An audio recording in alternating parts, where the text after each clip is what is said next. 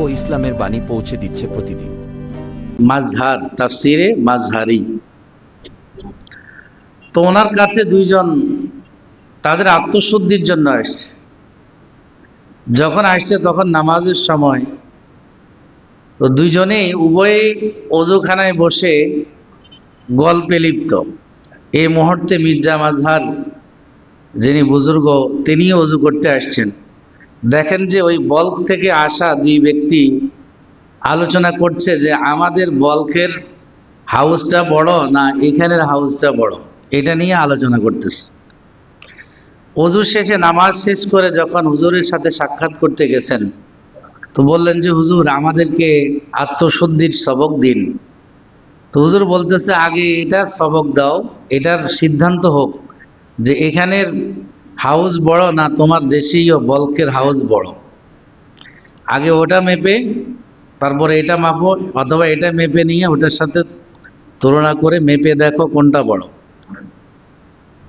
উনি বুঝাতে চেয়েছেন তোমাদের দুইজনের মধ্যে অহেতুক বাজে বিষয় নিয়ে আলোচনা, সময় নষ্ট করার একটা প্রবণতা আছে। এটার শুদ্ধতার প্রয়োজন আছে। এটা কোনো জরুরি বিষয় না, এখানের হাউস বড় না ওখানের হাউস বড়, এটা নিয়ে কি লাভ হবে?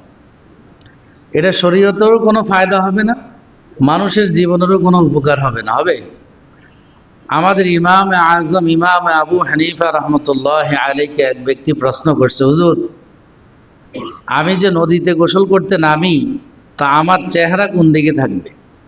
আসলে শরীয়তে এই চেহারা গোসলের সময় কোথায় রাখবে এই বিষয়ে বলা নাই, এটা কোনো প্রয়োজনীয় বিষয় না। তো ওই ব্যক্তির প্রশ্ন হলো চেহারা কোন দিকে থাকবে? তো হুজুর কৌতুক বিষয়, মানে এক উপহাস বিষয়, তো উপহাস করে ওনাকে উত্তর দিলেন যে তুমি তোমার কাপড় চোপড় লুঙ্গির দিকে নজর রাখিও। তুমি যখন নদীতে গোসল করতে নামবে, তো উপরে লুঙ্গি কাপড় চোপড় রেখে নামবে না, তো সেদিকে নজর রাখবা কেউ নিয়ে যায় কিনা।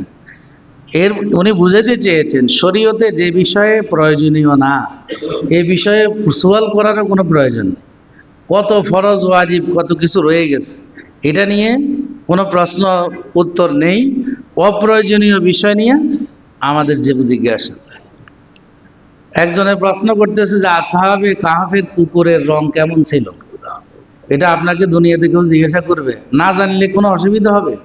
আপনার দুনিয়ার কোনো অসুবিধা হবে না, আখিরাতের কোনো অসুবিধা হবে?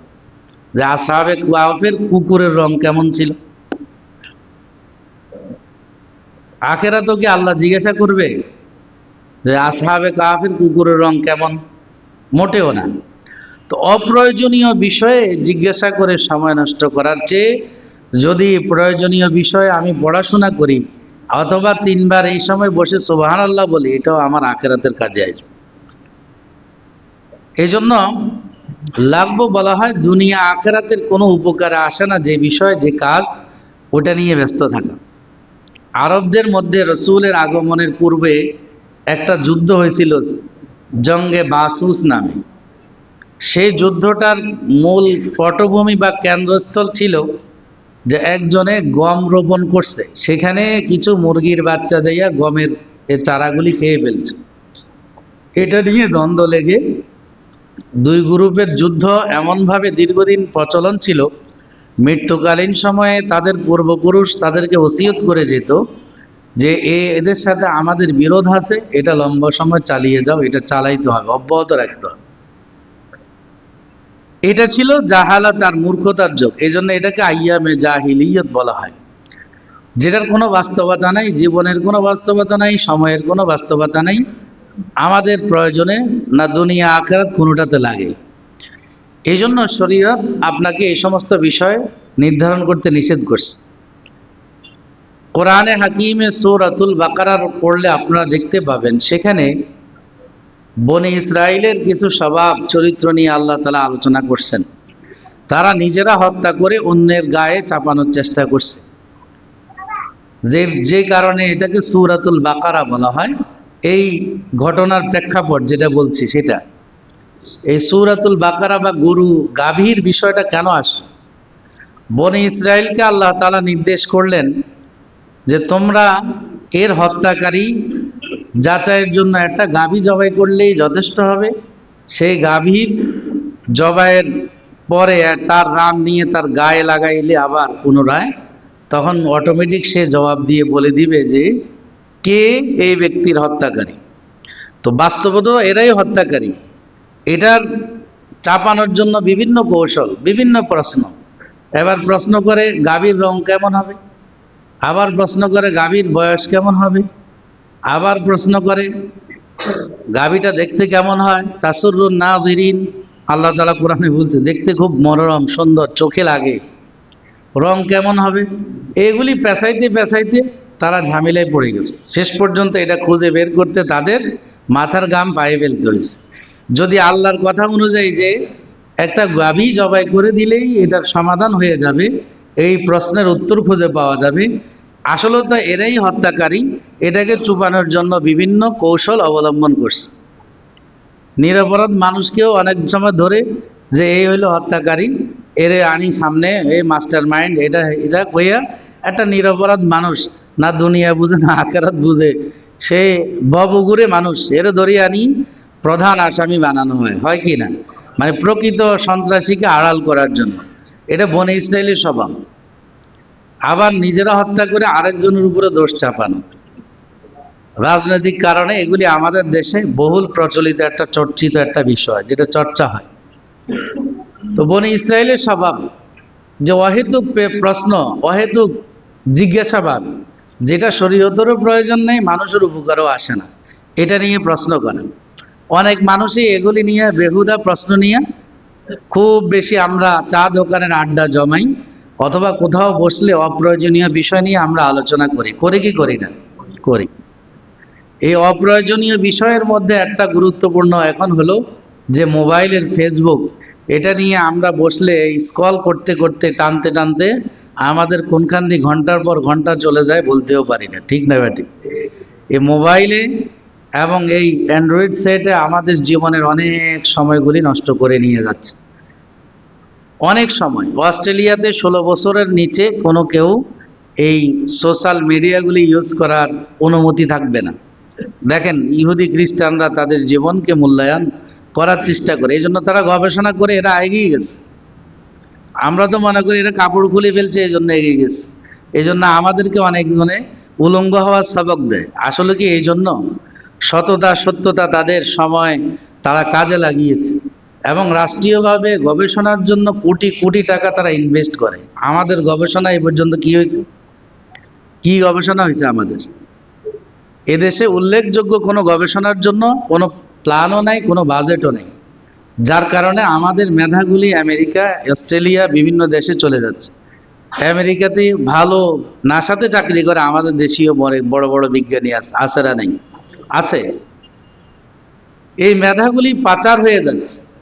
বুয়েট থেকে ইঞ্জিনিয়ারিং পাশ করা পর্যন্ত একটা ছেলের পিছনে কোটি কোটি টাকা খরচ হয়, ইনভেস্ট আছে সরকারের, মানে আমার আপনার জনগণের।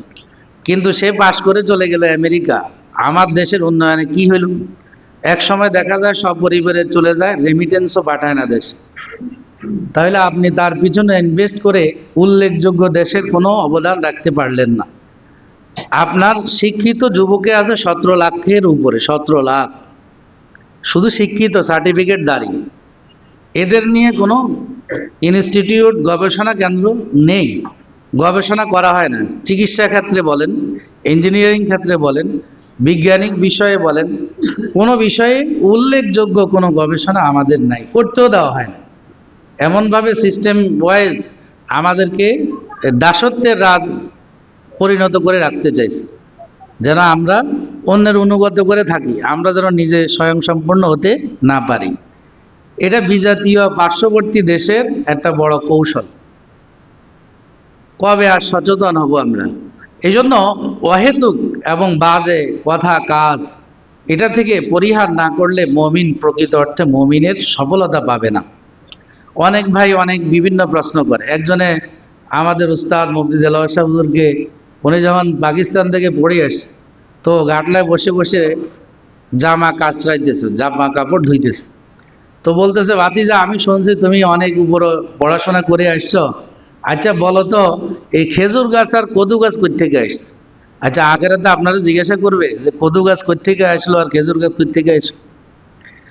তো তো হুজুর কাকা এটা আল্লাহ তাআলা সৃষ্টি, কোরআনে কারিমে খেজুর গাছের কথাও আছে, কদু গাছের কথাও আছে। কয় না হয় নাই, কত আপনি কন, আপনি যদি পারেন তাহলে আমার জিজ্ঞাসা করছেন কেন? অনেক সময় অনেক মুসল্লি আছে না, নিজের ভিতরে একটা জানে হয়তো কিছু পড়ছে, তো এইটা ইমাম সাহেব না জিজ্ঞাসা করলে ওনার আর ভাত হজম হয় না, কয়েকদিনের ঘুমে নষ্ট। যে হুজুর এরকম এই বিষয়টা কি কন তো দেখি। মানে এটা হলো প্রশ্ন জানানোর জন্য, জানার জন্য নয়। তো এরকম আর কি জিজ্ঞাসা করছে কদু গাছ আর খেজুর গাছ কোত্থেকে আসছে। তো আল্লাহ তাআলা হযরতে মারিয়াম আলাইহিস সালামের বিষয়ে আলোচনা করতে যায় খেজুর গাছের কথা বলছেন। ওয়াহুযি ইলাইকা বিজিযআইন নাখ তুসাকিত আলাইকা রতাবান জানিয়া, যে প্রসব বেদনা পরবর্তী যে দুর্বলতা, এটা কাটার জন্য তুমি দেখবে খেজুর গাছে খেজুর, পাকা খেজুর আছে, তুমি ওটা ডাল নিয়ে দাঁড়ানাড়ি করলেই খেজুর পড়বে, পাকা খেজুর পড়বে, ওটা খেলে তোমার পেট ভরবে, তোমার দুর্বলতা কেটে যাবে। ওয়াহুযি ইলাইকি বিজিযআইন নাখলাতি